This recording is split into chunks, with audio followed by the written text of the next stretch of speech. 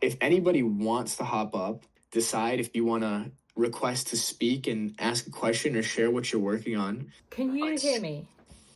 Yes. I'm actually recording myself right now, which is quite scary for me. I'm doing a YouTube posting challenge and I haven't recorded my video for the day. So today's video is going to be this. So I wanted to make sure that everybody could hear you as well as me. But basically, I am trying to launch a one-person business, a personal brand, like I think quite a lot of people are, especially anyone who's been following Danco for a while. And I recently, well, not recently, but in June, I left my kind of steady job because I saw kind of the changes in the landscape, and a lot of the stuff I was doing was admin related and business operations and things that eventually will be automated out, or kind of, why would anyone pay me X amount an hour when they can now get a VA in the Philippines for much less? Kind of, that's kind of where I saw things going. So I thought, let me just get out while I can. However, I wanted to use the things that I've learned along the way working in business, the things that I've learned along the way being an actor, and putting yourself out there and putting up with rejection and identity transformation. And so in the past month or so, about 2 months ago, I started a community that was an accountability group based on Danco's Superhuman 90, because I was really scared about putting an offer out. I didn't know what to sell. There's a lot of noise online about kind of, you know, if you're not making digital products and linking all your content to a paid offer and a lead magnet and building your email list, like, you are leaving money on the table. And the pressure, I think, just kind of got to me. So when I saw he had this affiliate link for the Superhuman 90 course, I kind of jumped on it and got people to kind of sign up for this accountability group and pay like a small fee to join it. And people did, which blew my mind, first of all. But as we near the end of the year, my savings are now starting to dwindle.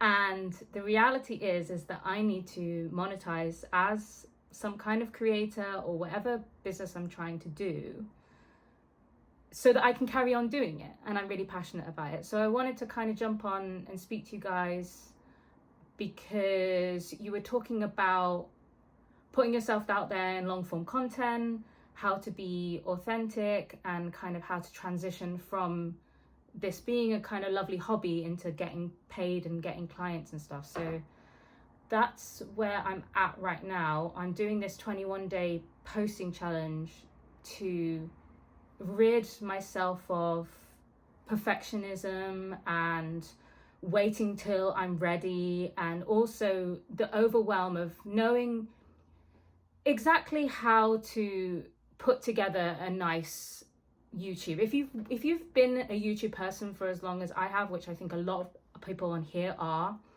you know that as soon as you want to make YouTube videos, you start researching. And there's so much amazing information out there about how to create title pages, how to set up your lighting or your background so you look a certain way, how to script. Everything is out there if you look for it. But when you sit down and start creating your first video, it becomes apparent that the idea of what you want to put out there is going to take you a lot longer than it will be to kind of just do the thing. So I'm sat here trying to edit videos, and it's taking me not days but weeks to do what I want to do. And so what do? I don't post. I don't finish editing that video, and that just kind of falls apart. And then I get an idea for another video and I jump on that, and you end up building this kind of graveyard of footage and ideas that never sees the light of day because you don't think it's good enough to post. And then if you add to that, I stumbled across a great creator recently because a client asked me to do some kind of research on them. It was Daniel Dalen, and his aesthetic, everything he was doing really spoke to me, and I really appreciated it. But when I went back to his first ever YouTube video that's currently on his YouTube right now, in the comments it said something like, it's so good that you're back. And in the video itself, he was talking about how he was so happy to come back to filming. And that's when I realized, oh, he's deleted all his old videos. I don't know how this man got to where he is. I can't see how he started. I just see the polished and perfect and gorgeous documentary that is inspiring me to do the same. Like, if I could click my fingers and pay someone to come and be my videographer and follow me around and then edit everything, I think it would be fantastic. But realistically, I'm not there yet.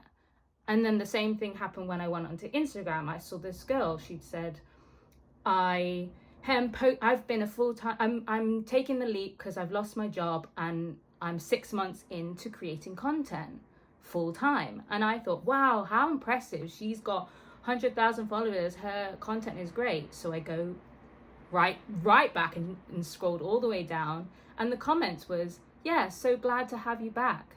So I thought, oh wow, she as well has deleted the evidence.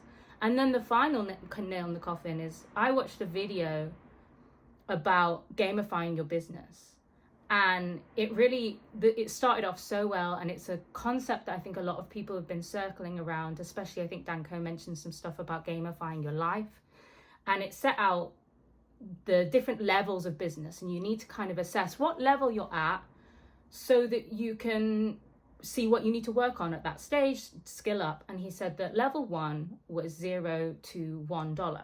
So when you make your first sale, that's a massive thing for you.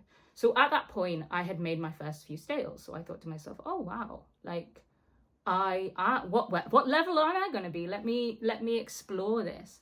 Maybe I'll be at level 3. Maybe I'll be at level 4. So he goes, level 2 is $1 to 10K a month. And I thought, whoa, hang on a second. How have we jumped from making $1 to making 10K consecutively a month? And it was at that point I thought, I am not your target market. He was saying that until you're making 10K consistently, you just need to keep grinding away at all the different skills that he listed.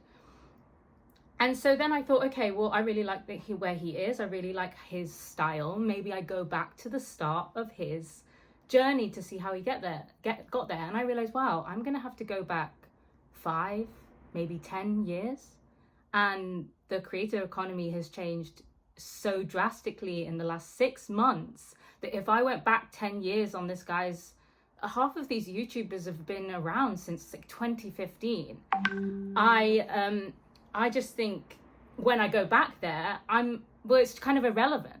So I don't want to ramble too much, but basically what I'm trying to do now, and I'm saying it and putting it out there in case it resonates with anyone, is I'm doing this 21-day posting challenge, knowing full well that every video I put out could be 10 times better. I know all the ways that I could improve it, but I haven't done the reps that all these people have.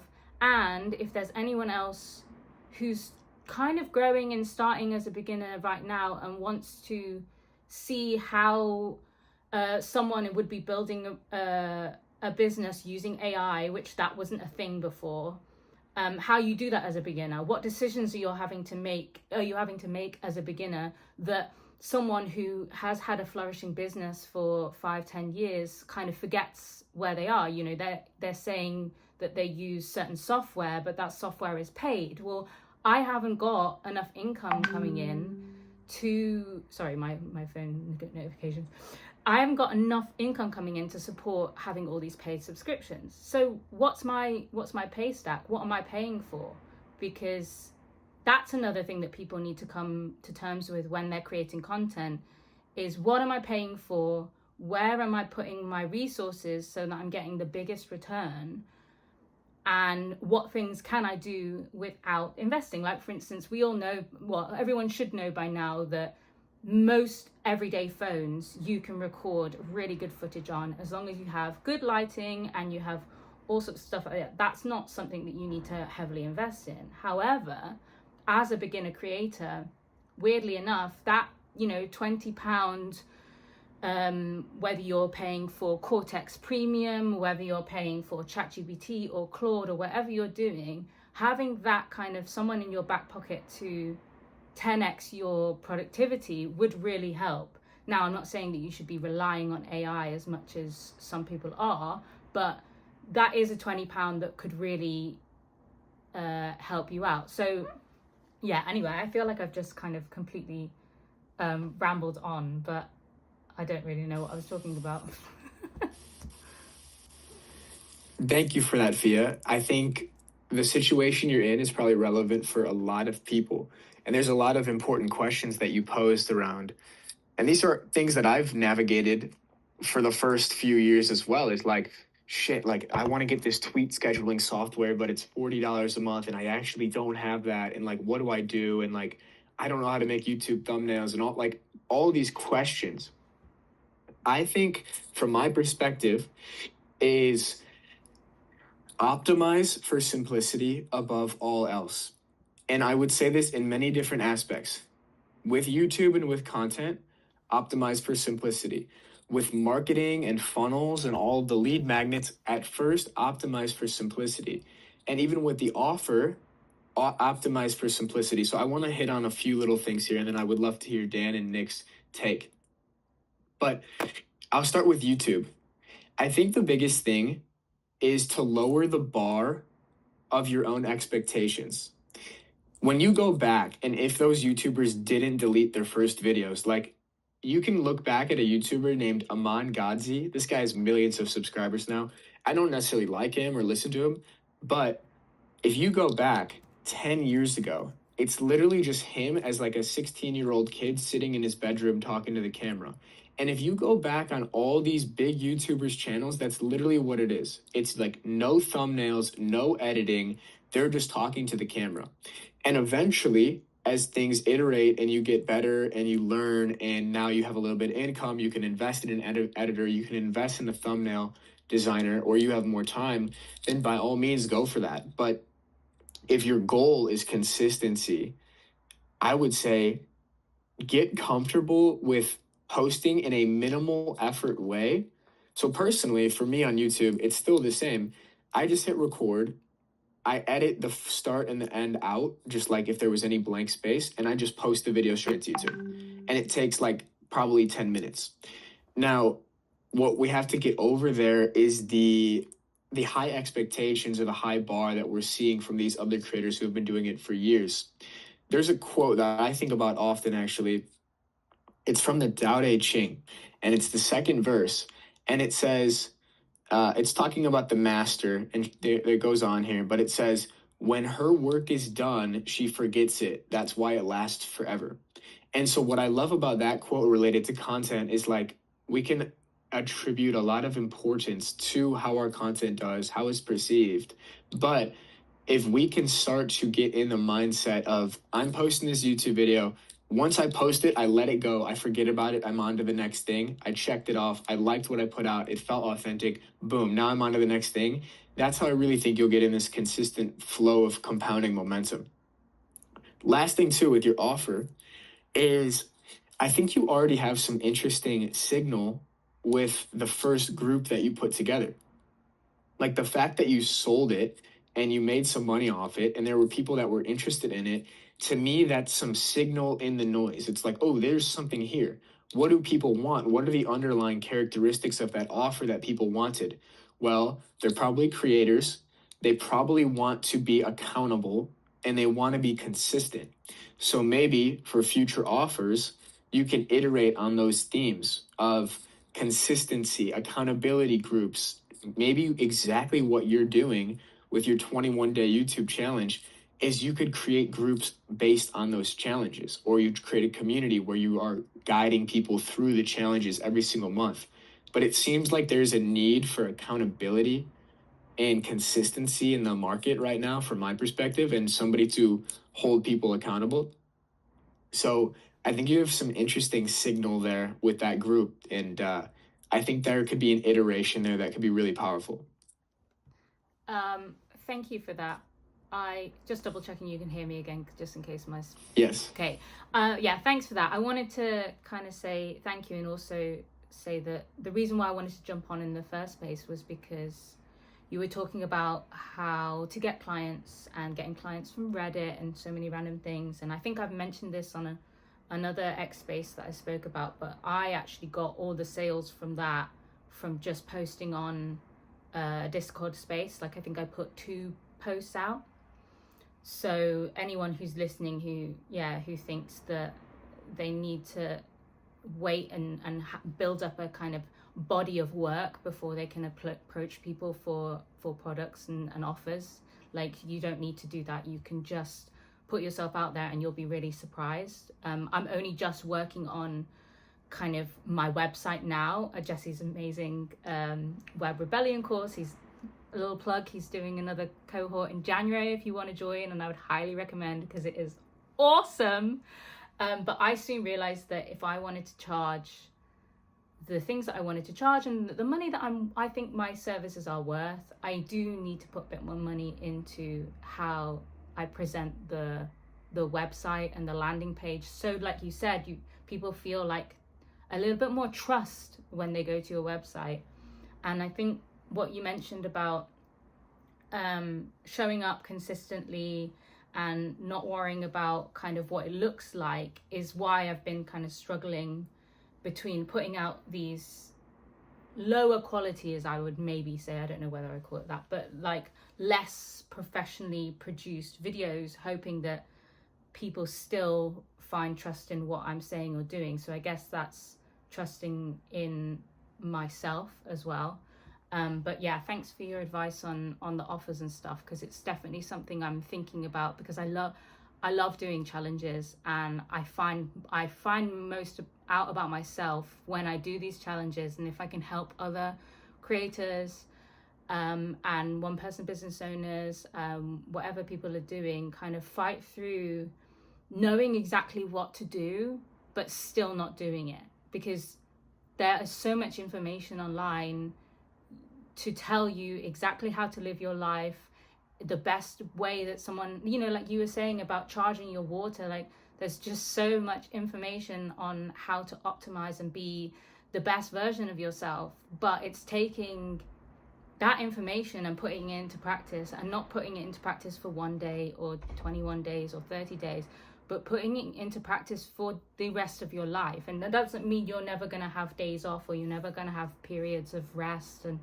etc. But the challenge shouldn't be so grueling and awful that you can't wait for it to finish. It should be like, oh wow, that was really fun. How do I carry this on in another way? What have I learned from that? Because I tried to do like a 75 hard last year, and afterwards I was just like, oh my god, thank god that is over. And so I went on this crazy kind of journey, went around to Thailand, went all of these things, because I was trying to recover from the dedication that it took to do these 75 days. So I think realizing that challenges and sprints, especially 7-day sprints, 14-day sprints, are an amazing gateway into introducing new things into your life. But ultimately the goal is the 365.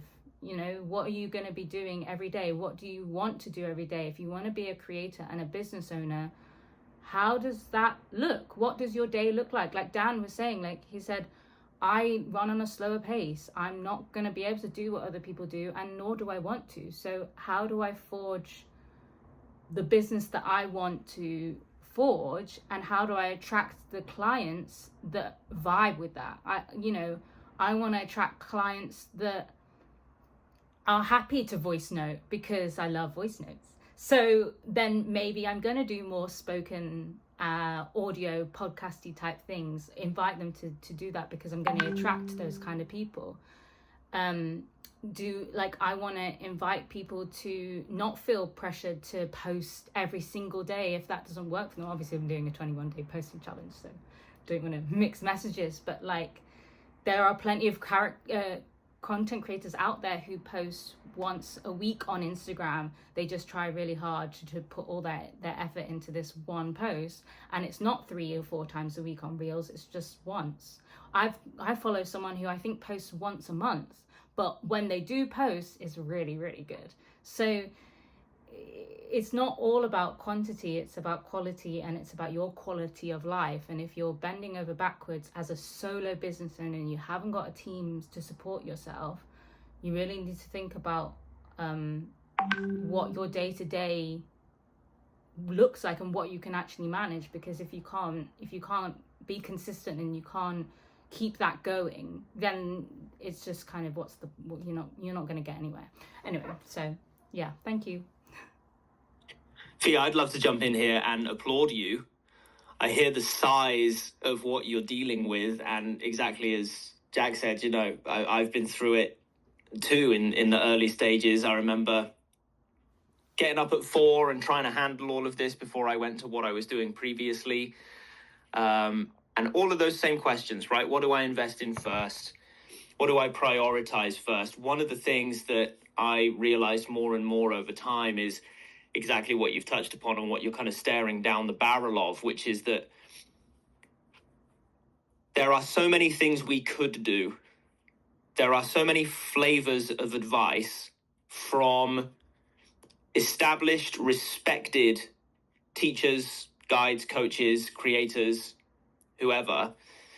And that can really leave us in a kind of paradox of choice, right? We feel there's so many things that we could try. How the hell do we choose what to try first? And so much of the advice seems contradictory, even. Where I came to was, again, the same place you came to when you referenced what I said earlier about me deciding to work at a slower pace. Actually, lots of these things can work.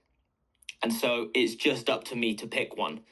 And another lesson that was going on for me alongside all of that was, I'm going to have to try a lot of things, and I'm going to have to be prepared for those things to flop until I find what works for me.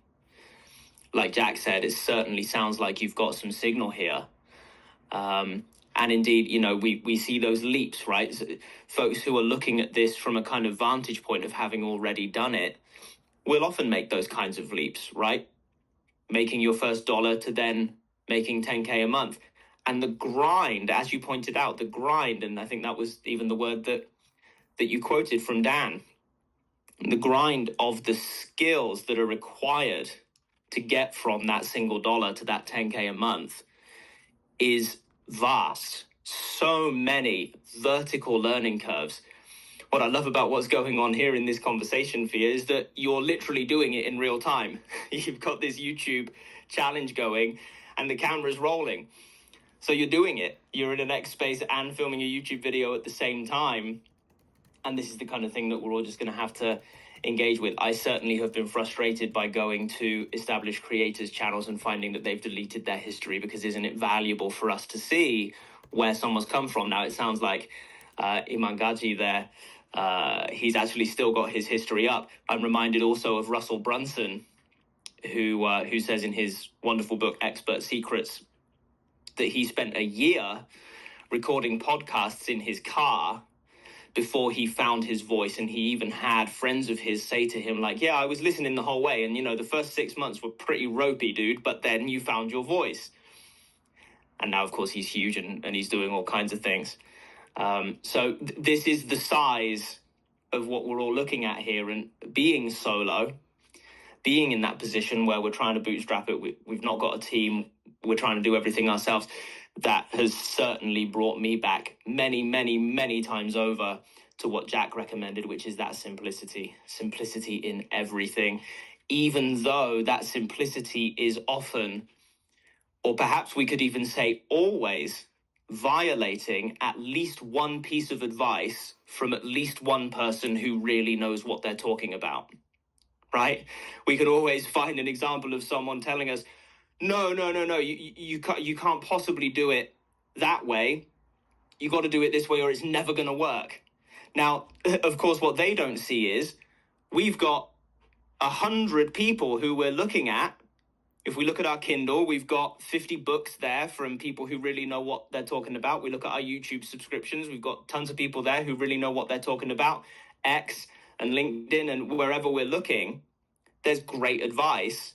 We're always going to be violating some of it. And of course, a kind of to kind of turn the kaleidoscope here, one of the things that's true about content creation is if we don't speak with conviction about what we stand for, it's never going to cut through the noise. But what does that mean for us as consumers? Well, we've got those 100 or so experts around us, all speaking with conviction, all saying it must be like this, or it's never going to work. They're having to do that for their own content. They're having to do that to bring people into their way of thinking. And in a way of speaking, they're doing what they ought to do. They're representing their view. Of course, the difficulty for the beginner is then we have to navigate all of those views and find what works for us. This is no small task. I remember my Alexander Technique trainer told me about when I was struggling with the question of what do I want? This was a theme in my training in that work. We really looked deeply at the question of what do you want? We were studying Stephen Covey's book, The 7 Habits of Highly Effective People. And that's a central theme in that book. Really difficult question for us to answer, especially when it's left open-ended like that.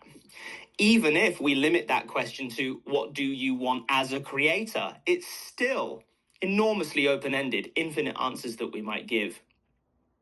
I struggled and struggled with that question, and this trainer of mine told me a story about an initiate. Imagine someone like a Shaolin monk in a kind of fantasy setting who has to undergo 4 trials.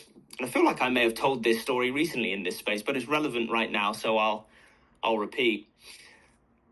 The first trial is the trial by fire, and you can imagine, a big obstacle course with all kinds of traps. I'm thinking like Avatar, The Last Airbender, that kind of scene.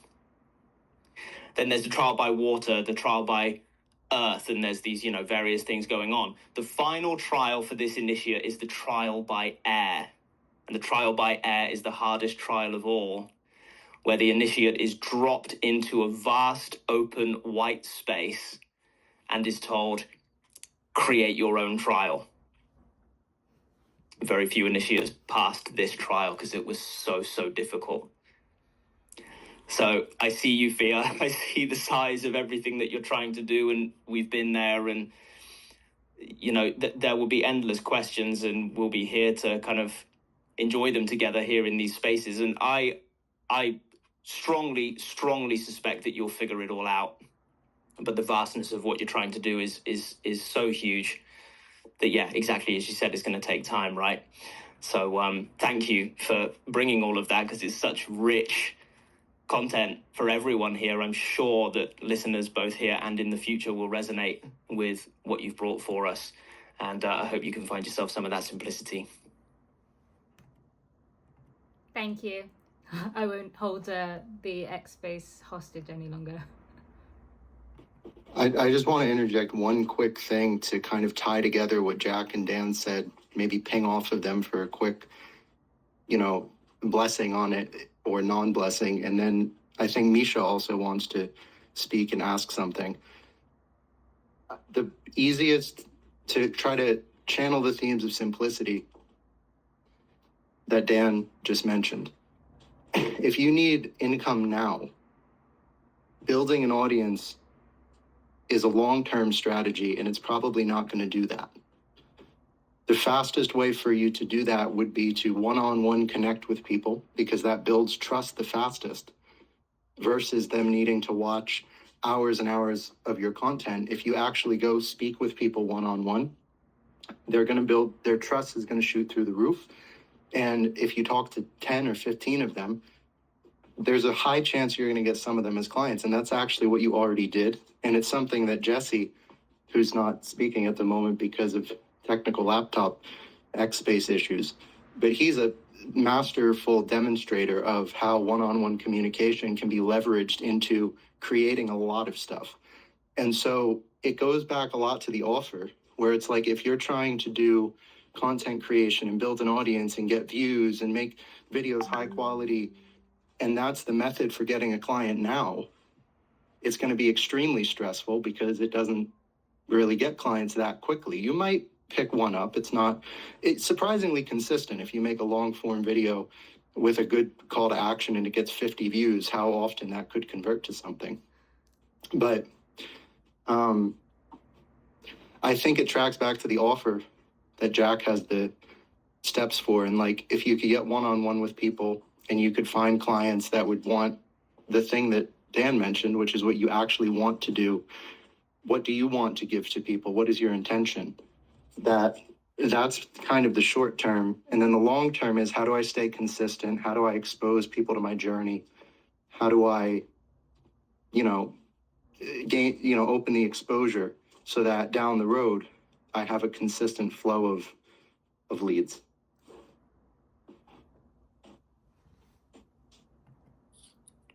Incredible.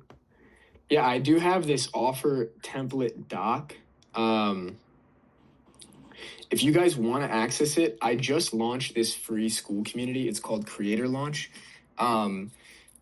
You can find the link. Actually, if you just DM me, and last reflection for you is, I think you're a really incredible speaker.